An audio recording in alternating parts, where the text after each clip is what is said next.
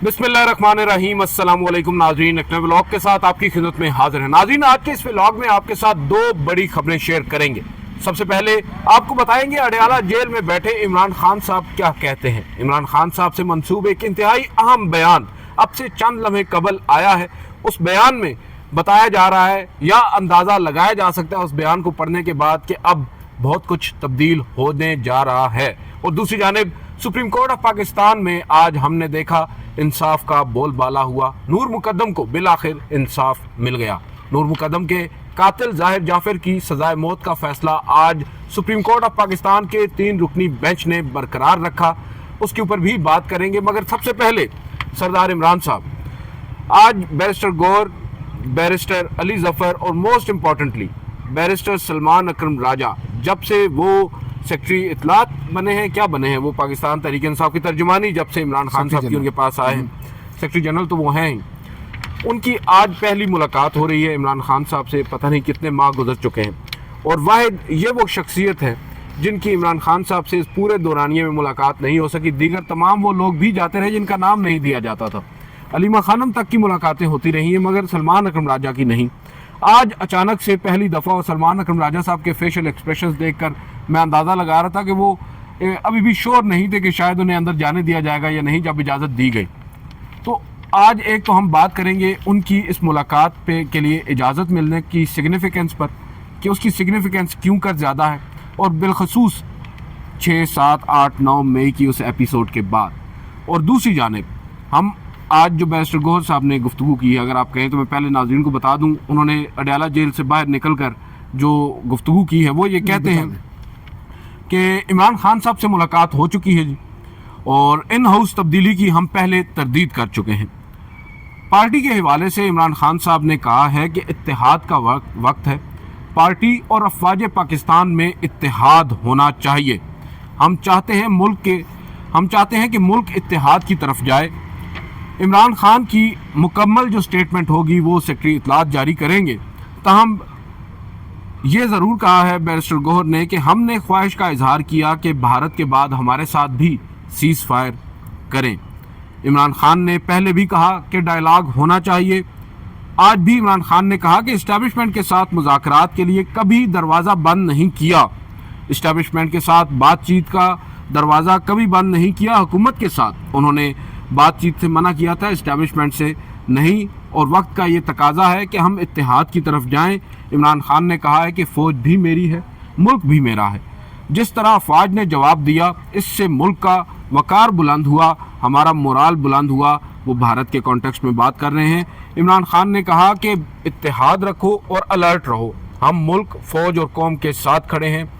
और polygraphic test के ऊपर साफ़ी ने सवाल पूछा तो बताया गया कि उससे मुतालिक बैरिस्टर गौहर ने इमरान खान साहब से पूछा ही नहीं है। वो आपको मालूम होगा नाज़रीन, पॉलीग्राफिक टेस्ट के हवाले से हुक्म आया था, मगर इमरान खान साहब ने वकला की अदम मौजूदगी में वो टेस्ट कराने से इनकार किया है। सरदार इमरान साहब, ओवर टू यू। क्या समझते हैं इस बयान की सिग्निफिकेंस? और इससे कबल जो आज आप बता रहे थे, बैरिस्टर गौहर ने एक और बयान दिया है जो बहुत ज़्यादा अहम है, कि रवां हफ्ते ही इमरान खान साहब की रिहाई की भी वो बात कर रहे हैं, जिसकी हमें कम अज़ कम कुछ सुन बुन नहीं है। क्या चल रहा है? सलमान अकरम राजा को मुलाकात की इजाज़त मिल जाना और उसके बाद इमरान खान साहब की इत्तेहाद और फ़ौज पर ट्रस्ट की बात आना, किस तरफ जा रही हैं चीज़ें?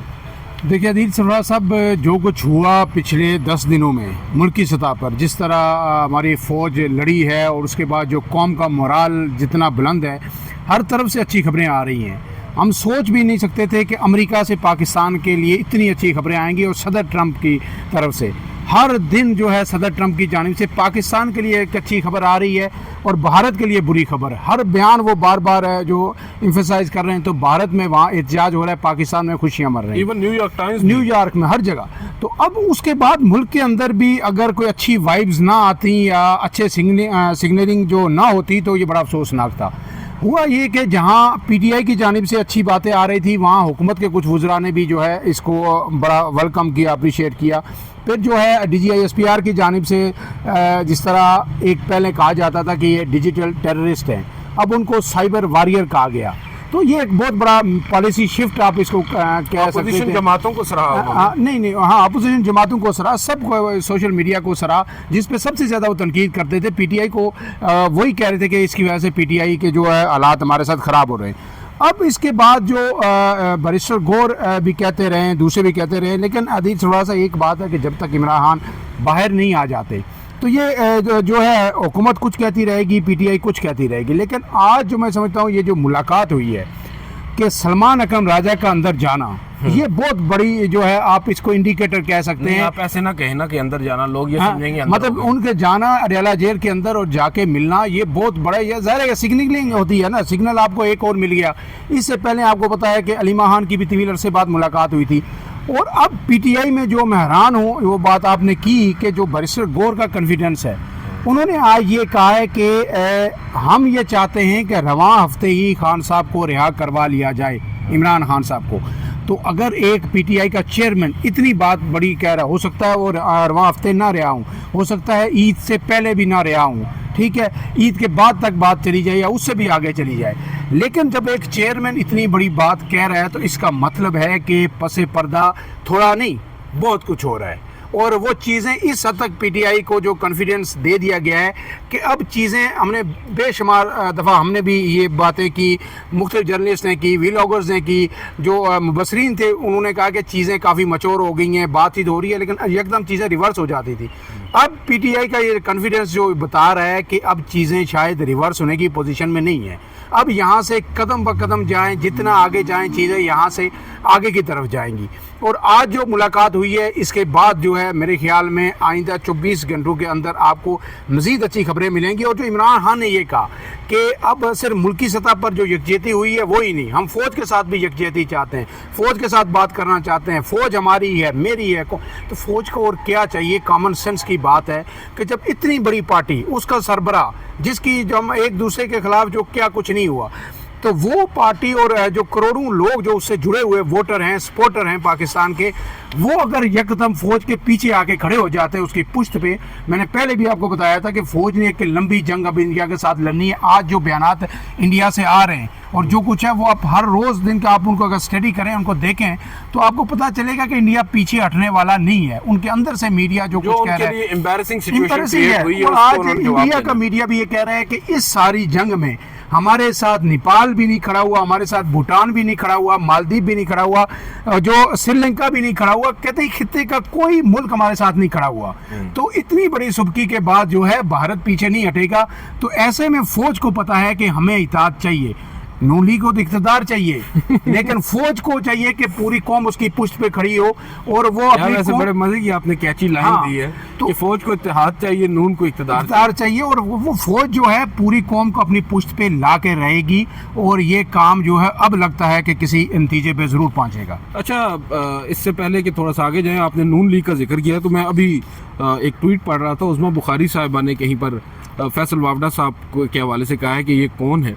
और क्योंकि फैसल वावडा साहब एक तो मरीम नवाज़ के ऊपर बड़ी तनकीद कर रहे हैं, उनके ऊपर ज़ाती हमले कर रहे हैं, नवाज़ शरीफ के ऊपर उनकी अंग्रेज़ी पर सवालात उठा रहे हैं, तो उसमें बुखारी साहिबा का वो क्लिप जब मेरे सामने आया जिसमें वो ये कह रही हैं कौन, कुछ सस्ता शाहरुख खान, तो मुझे याद आया कि उन्हें बता दूं कि फैसल वावडा वही है जिसके खिलाफ जब तौहीन अदालत का नोटिस लिया था जनाब काजी फायज़ ईसा साहब ने, तो सुप्रीम कोर्ट ऑफ पाकिस्तान का कमरा अदालत नंबर 1 था। मैंने वो वीडियो अभी भी आप मेरे ट्विटर के टाइमलाइन पर जाके देख सकते हैं, अपलोड की थी, जहाँ पर नून लीग बजमात जो है वहाँ पर पहुँच गई थी और फैसल वावडा जो सस्ता शाहरुख खान है ना, उसके दिफा के लिए अदील साहब इनको सेनेटर किसने बनवाया? नून लीग के वोटों से बने हैं ना, नून लीग के वोटों से बने हैं, पीपल्स पार्टी के वोटों से बने हैं, सबने मिलके बनवाया है ना। बज़ाहिर नजर यही आ रहा है कि ये अपने ही वजन के नीचे दबते जाएंगे और ये आपस में ही लड़के जो है ना अपना देखिए वो जो है ना वो साहब जो है वो भी हिसाब चुकता करेंगे इनके साथ, वो अब एक नई लड़ाई इनके साथ शुरू होगी।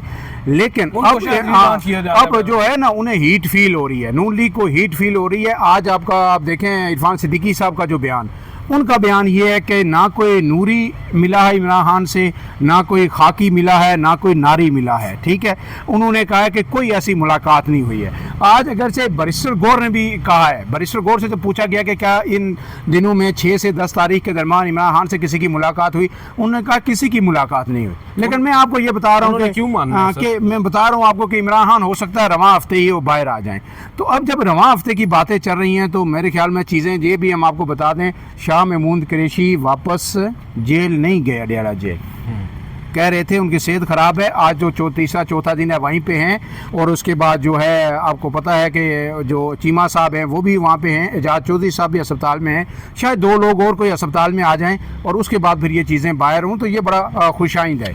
लेकिन अब यहाँ पर एक चीज़ बड़ी अभी आपने इम्पोर्टेंट बताई कि जो बैरिस्टर गौहर साहब हैं वो ये पेशगोई कर रहे हैं या उम्मीद का इजहार कर रहे हैं कि रवां हफ्ते में ही इमरान खान साहब, उनकी ख्वाहिश है, उनकी कोशिश है कि बाहर आ जाएं। हैविंग सेड दैट कि वो ये कह रहे हैं, मोस्ट इम्पॉर्टेंट चीज़ ये है कि वो क्यों कह रहे हैं इस मौके के ऊपर, जबकि जिस खबर को वो डिनाई कर रहे हैं उस खबर के बाद हम देख रहे हैं कि मंजरनामा यकसर तब्दील हो रहा है।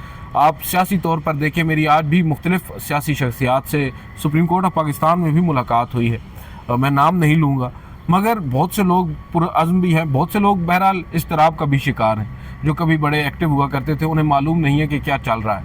लेकिन एक चीज़ बड़ी इंपॉर्टेंट है, मैं जो बार बार आपकी तवज्जो उस तरफ लेकर आ रहा हूँ, बैरिस्टर गौहर की इमरान खान साहब से मुलाकात हो जाना या बैरिस्टर अली ज़फ़र की is not a big deal. उनकी मुलाकातें पहले भी मामूल के मुताबिक हो रही हैं और वो दोनों भी दोनों अतराफ़ जो है नाराज़ करने को तैयार नहीं है। फ़ौज के साथ भी उनके मरासिम माशाल्लाह बहुत अच्छे हैं और इमरान खान साहब भी उन पर ट्रस्ट करते हैं। लेकिन सबसे इम्पॉर्टेंट चीज़ ये है, जो फ़ौज पर खुलकर तनकीद करने वाले सलमान अकरम राजा हैं, उनके साथ आज इमरान खान साहब की जो मुलाकात है और वो जो अब स्टेटमेंट वो देंगे या वो प्रेस कॉन्फ्रेंस अगर करेंगे तो उसमें जो कुछ होगा वो बहुत इंपॉर्टेंट होगा। और सबसे इम्पॉर्टेंट चीज़ कि अगर इनको इजाज़त दे दी गई है, दैट मीन्स कि वो जो बात हम आपको याद होगा उस मुलाकात की खबर आने के बाद ही हमने कही थी कि ये मौका है फ़ौज के पास कि अब वो जो यूनिटी इस जंग के माहौल में उन्होंने कायम करने की कोशिश की है उसको सस्टेन रखें। और जो आप कह रहे हैं कि लंबी जंग है तो उसमें उन्हें इस यूनिटी की ज़रूरत भी है। और मुल्क में जो एक आप कह सकते हैं गैर यकीनी किसी सूरत हाल थी, या पाकिस्तान तहरीक इंसाफ या अवाम का एक बहुत बड़ा नुमाइंदगी जो है वो फ़ौज की हिमायत नहीं कर रही थी, तो ये उनके लिए एक बड़ा मुश्किल थी। अब उनको सपोर्ट मिल सकती है। ये एक बात ये है कि आप जो मैं अभी भी कहता हूँ, जो स्टेटमेंट बाहर आके देंगे ना सलमान अकरम राजा जो देंगे, आप उस पे मत जाइएगा।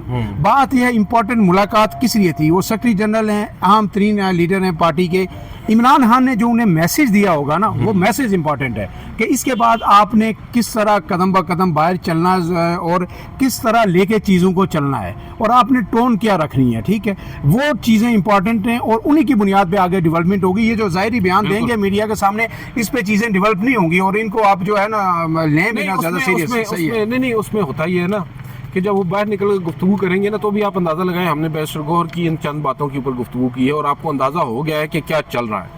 जब सलमान अकरम राजा बात करेंगे तो वो भी जाहिर बात है उस लाइन एंड लेंथ से रटेंगे नहीं जो इमरान खान साहब ने उन्हें दी होगी, तो आपको अंदाज़ा हो जाएगा कि वो क्या चाह रहे हैं और आने वाले दिनों में क्या होगा। बहरहाल ये बात तो मुझे समझ में नहीं आ रही कि रवां हफ्ते या इवन ईद से पहले इमरान खान साहब यहाँ होंगे, लेकिन ओवरऑल पाकिस्तान तहरीक इंसाफ के ऊपर वो सख्तियाँ जो मई के पहले थी अब वो कम होती नज़र आ रही हैं। लास्टली नूर मुकद्दम का मामला, आपको मालूम है ये मामला एक तवील अरसा से चल रहा था, आज उसको भी इंसाफ मिल गया। लेकिन अदीस सरवर साहब, इसमें आप सुप्रीम कोर्ट को भी दाद दें कि उन्होंने इस जो रिव्यू थी, पिटीशन थी, इसको ज़्यादा ड्रैग नहीं किया। इससे पहले भी वो पिछली अपील जो थी इस पे जो है ना वो फैसला देना चाह रहे थे, फिर शायद कोई एक आध दिन का और उसमें डिले हुआ, लेकिन आज जो उन्होंने फैसला दे दिया वो आप बेहतर बता सकते हैं कि उसमें तमाम जो मेरे ख्याल में तशफ़ी जो लवाकिन है नूर मुकद्दम के बेटी के जाने का, तो ज़ाहिर है कोई नेमल बदल नहीं हो सकता, लेकिन ओवरऑल ये नूर मुकद्दम के एक ज़ात की हवाले से बात नहीं थी। नहीं। ये पूरे मुल्क की नजर इस पे थी कि क्या एक बच्ची को टेस्ट केस था, क्या एक लड़की जो नहती लड़की थी जिसको बेदर्दी से कत्ल किया गया, दौलत के नशे में जो एक शख्स दुध था तो उसने कत्ल किया, क्या उसे इंसाफ मिलेगा या फिर इस तरह की एग्जाम्पल सेट कर दी जाएगी कि आइंदा कोई भी पैसे वाले का बेटा जो है ना किसी लड़की को कत्ल कर दे और फिर वो किसी ना किसी तरीके से बरी हो जाए। ये पहले आपको मालूम है पाकिस्तान में यह एक तरीका राइज है कि पैसे वाले को कुछ होता नहीं है, मगर आज ये एक मिथ टूट चुकी है, ये नोशन टूट चुका है।